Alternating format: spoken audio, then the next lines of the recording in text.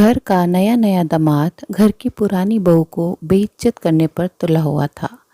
सीख देने वाली कहानी। दिया की सास का फ़ोन आया, प्रतिमा और दामाद जी आए हैं बहू, जल्दी आ जा।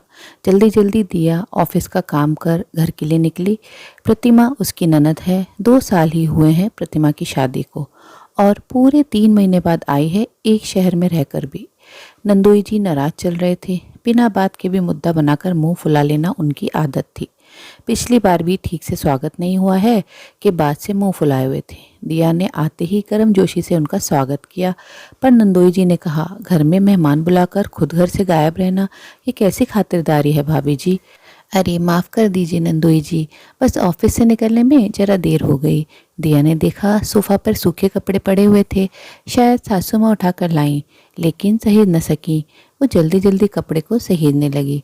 तभी प्रतिमा भी कपड़े समेटने लगी। बस क्या था, मायके आते ही कपड़े समेटने लगी। घर में तो इतनी फुर्ती नहीं दिखाती तुम। एक अपनी भाभी को देखो तुम, घर का काम सास पर छोड़कर ऑफिस जाती है। भाभी जी, माँ जी को मैंने ही कपड़े सहेजने से रोका है, ये काम उनका नहीं घर की बहू का है। आपसे ही प्रतिमा ये सब बुरी आदतें सीख कर अपने ससुराल में भी यही करना चाहती है, इसलिए मैं इसे कम आने देता हूँ। ये तो आप घर बुलाने आई तो मैं इसे लेकर आ गया। नया नया दामाद घर की पुरानी बहू को बेइज्जत करने पर तुला हुआ था।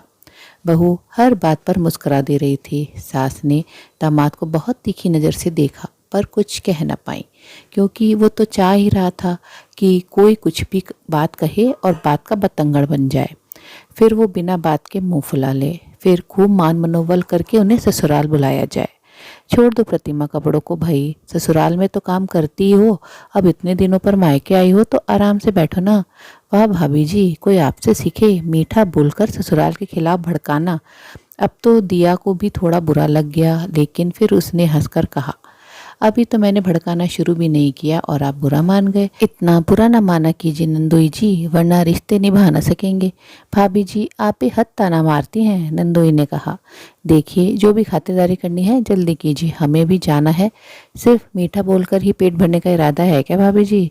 हमारे यहाँ आकर देखिए, हम 20 पकवान से स्वागत करेंगे। बस दिया ने भी डाइनिंग टेबल पर फटाफट बिरयानी, दही भल्ले, छोले, मिठाइयाँ, कोल्ड ड्रिंक्स और कई तरह के व्यंजन लगा दिए, जो ऑफिस से आते समय ही रेस्टोरेंट से पैक करवा लिया था। अब नंदोई जी का मुंह बनाया, क्या भाभी जी, आप क्या मेहमान को बाहर का खिलाने का रिवाज है? सासू माँ, आपने अपनी बहू को बहुत छूट दे रखी है। तभी सास ने कहा, छूट तो हमने आपको भी दे रखी है। मम्मी जी, भाभी जी को हमारे पसंद का खाना बनाना चाहिए था, क्या ज़रूरी है कि उनके लाए खाने पसंद हो मुझे?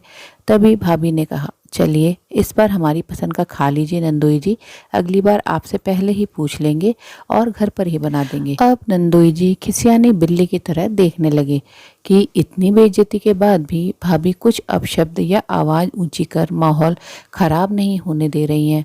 प्रतिमा जल्दी करो, क्या घर में खाना नहीं खाया है जो धीरे धीरे खा रही हो?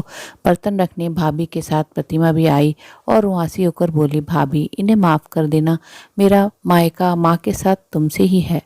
भाभी बोली, पगली, चाहे बिखरे कपड़े हो या रिश्ते, उन्हें सहेजना ही पड़ता है। और नंदोई जी चाहे जितना भी नफरत करें, मगर तुम्हारा और मेरा प्यार ज़्यादा मजबूत है, और बिखरे रिश्ते हों या कपड़े, उन्हें सहेजने के लिए थोड़ा झुकना ही पड़ता है। सब ठीक हो जाएगा प्रतिमा, तुम परेशान ना हो, कहकर दिया ने प्रतिमा को गले से लगा लिया।